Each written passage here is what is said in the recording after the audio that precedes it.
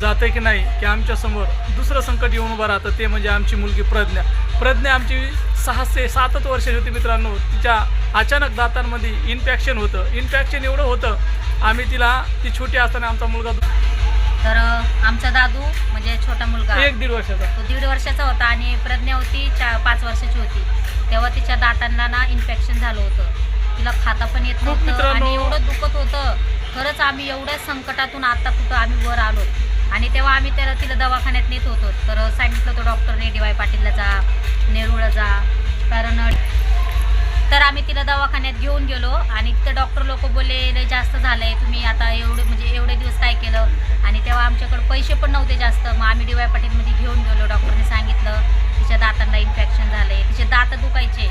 आणि कसं लहान लेकराचं दात आम्ही तिला म्हणजे भरपूर दवाखान्यामध्ये नेलं. आमच्या प्रज्ञा तेव्हा लहान होती. आम्ही तुम्हाला आमच्या स्टार्टिंगची कहाणी सांगतो, जिथून अर्चनाची डोकेदुखी झाली सुरू. मग तिचं डोकं राहिल्यानंतर मित्रांनो अक्षरशः म्हणजे आम्हाला आता वाटलं की बाबा आम्हाला आता कुठंतरी चांगला दिशा म्हणजे चांगला मार्ग मिळतो. आता आमचं त्याला कुठंतरी चांगलं होईल.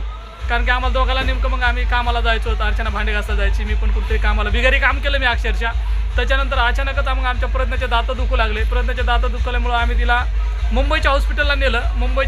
नेल्यानंतर मी तिला तिथं नाही ठेवलं. मग आम्ही कलव्याला आलोत, मुंबईच्या ठाण्याच्या हॉस्पिटलला. मग तिथून आम्हाला DY पाटीलला पाठवलं तिला. आणि प्रज्ञा आमची अक्षरशः खूप लहान होती, 5-6 वर्ष. म्हणजे मित्रांनो तिच्या दाताच्या एवढ्या वेदना होत्या. आम्हाला तिच्याकडे बघितलं की असं म्हणजे रडायला यायचं. आम्हाला जेवण पण जात नव्हतं. एवढी आमची परिस्थिती ना खूप हालाकीची होती त्या पिरियडला. आम्हाला कोणी मदत केली नाही. पण मग आम्ही बिगारी काम करून, अर्चनेने कोणाच्या घरी जाऊन भांडे घासून, आम्ही काही पैसे जमा करून प्रज्ञाचं ट्रीटमेंट करायचा निर्णय घेतला. मग आम्ही प्रज्ञाला तिथं DY पाटीलला नेलं. DY पाटीलला तिचे याचे एक्सरे वगैरे काढले. आणि मग त्या डॉक्टर लोकांनी सांगितलं की बाबा हिला इकडे हे सगळे दात वगैरे साफ करून स्टीलचे दात तिला लावावं लागतील. तर मग आम्ही म्हटलं ठीक आहे बाबा, जेवढं काय होईल तेवढं नक्कीच करत राहा. तर ते म्हणले ठीक आहे, आम्ही हिला स्टीलचे कॅप लावू. तर मग आम्ही एवढा पैसा तिला लागला मित्रांनो, ते आहे तिथं दवाखान्याला आमचा जास्त पैसा नाही लागला. कारण की दवाखान्याचा आम्हाला विलाज मोफतच भेटला. असं नाही केलंय पैसा त्या दवाखान्याला लागला. पण आमच्या येण्या जाण्याला जास्त पैसा गेला. आणि तिचं 3-3, 4-4 दिवसाला असं तिचं कोर्स होतं. कारण की ती लहान असल्यामुळे 1 हप्त्यानी या, 1 महिन्यानी, म्हणजे महिन्यातून 2 वेळेस या किंवा 3 वेळेस या. मग असं तिचं ट्रीटमेंट त्यांनी चालू केलं. मग तिच्या दातामध्ये ती घाण वगैरे साफ करायला चालू केलं. तिला काही दिवस गोळ्या, काही मलम दिला, है ना रे. तिची तर एक दाढ पण काढली, कारण तिला खाता येत नव्हतं. आणि तुम्ही सांगा, लहान लेकराचं इंजेक्शन मारून दाढ काढणं किती कठीण आहे. आम्ही एवढं आमच्या महाग एवढे किटकिट रडायला यायचं आम्हाला अक्षरशः आमची प्रज्ञा बघून. कारण की आमची प्रज्ञा ना खूप लहान होती. आणि मग आमच्यावर एवढे संकट अचानक सगळे समोर यायला लागले. आम्ही विचार करायचो की का आमच्यासोबत असं होतंय, हे नेमकं काय होतंय असं. प्रज्ञानंतर मग आमचा तो दादू 1-1.5 वर्षाचा, आम्ही त्याला घेऊन करायला फिरायचो. त्याची पण खूप फजिती व्हायची. म्हणजे त्याला इथं कोणी म्हणजे सांभाळणार भरपूर जण होते, पण कोणाच्या भरोश्यावर ठेवणार एवढा छोटा मुलगा. आणि कोणाच्या भरोश्यावर ठेवायचं. लहान होता तो, 1.5 वर्ष म्हणजे किती लहान आहे. 1.5 वर्ष म्हणजे लहानच होतात. आम्ही त्याला घेऊनच जायचो. आम्ही दोघं पण जायचो, प्रज्ञाला पण न्यायचो आणि दादूला पण न्यायचो. आणि ते पण आम्ही लोकल ट्रेनने प्रवास केलेला आहे. अक्षरशः मित्रांनो आम्हाला लोकलचा एवढा प्रवास खरं सांगतो तुम्हाला इमानदारीनं त्या पिरियडला माहिती नव्हता. पण मी तुम्हाला आमच्या जीवनात घडलेला मुद्दा म्हणजे सांगतो. ती म्हणता एवढी जुनी गोष्ट ती आता काय सांगतात, एक भावनिक आमच्या ज्या जीवनात घडलंय तेच आम्ही तुम्हाला आता दाखवण्याच्या याच्या पुढे प्रयत्न करू. आणि जे याच्या मागं झाले ते सांगण्याच्या माध्यमातून प्रयत्न करू. मित्रांनो आमच्यावर खरंच खूप मोठे संकट आलेत. आम्ही ते कसे सावरलेत, खूप मुश्किलनं सावरलेत. आणि इथून सावरून आम्ही मग आता इथपर्यंत आलोत. आणि बरेच जण म्हणते तुमचं घर, तर मित्रांनो आमचं घर ते स्वतःचं नाही, घर पण आमचं भाड्याचंच आहे. कारण की आमच्या मागं परिस्थिती आमच्या एवढ्या बेकार झाल्या, आम्हाला म्हणजे चान्सच कुठे भेटला नाही की बाबा आपण काहीतरी आपलं चांगलं होईल. अशा म्हणजे कुठं पण आम्ही 2 पैसे जर कमवायला गेलो की एकतर माझं दुखायचं, नाही तर प्रज्ञाचं, तर आमचं सगळे दुखातच. आमच्या अर्चनेच्या दुखण्यापेक्षा मेन प्रज्ञाचं दुःख सगळ्यात मोठं होतं. कारण की प्रज्ञाचे एवढं म्हणजे ती एवढं रडायची ना, तिला कधी रातच्या झोप येत नव्हती. तर आम्हाला पण रडायला येत होतं तिच्यासमोर रात्रीच्या कधी. कारण की माझी प्रज्ञा 5-6 वर्ष म्हणजे खूप लहान होती आणि एवढ्या वेदना तिला व्हायच्या.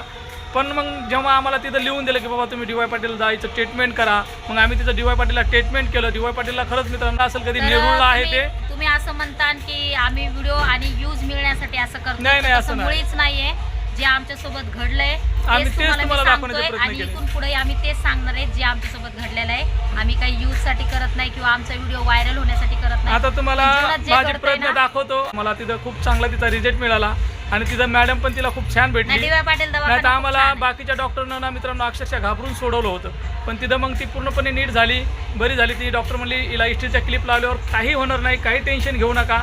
त्याच्यानंतर मग ती बरी झाली. पण जे कॅप लावले होते ना 5 वर्षाची होती तेव्हा, तर तिचे आता एक एक दाढी पडलेले आहेत आणि तिचे मी एक कॅप पण ठेवले. तेव्हाच्या कॅप आता पडल्यात, आता पण आहेत घरामध्ये आहेत, मी ठेवल्यात 2. तर तुम्ही बघू शकता ही माझी प्रज्ञा आहे मित्रांनो.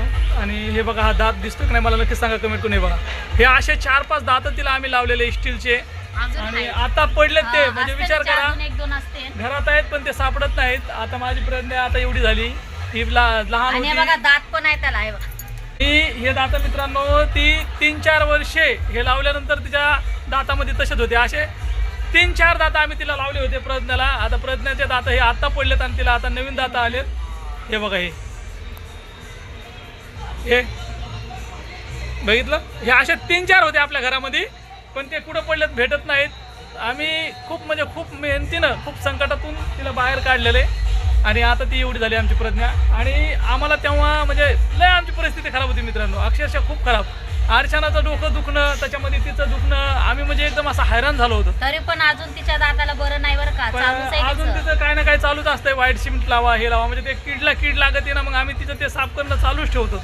आणि म्हणून आम्ही हे सोशल मीडियावर मांडतो की बाबा आपल्याला लोक म्हणतात की यूट्यूबहून पैसे भेटतात, तर आम्हाला वाटतं बाबा सोशल मीडियावर तरी आम्हाला करू तरी थोडेसे पैसे मिळतील, ज्याने आम्हाला अर्चनाचं दुखणं म्हणा किंवा प्रज्ञाचं दुखणं म्हणा याच्यात मदत होईल.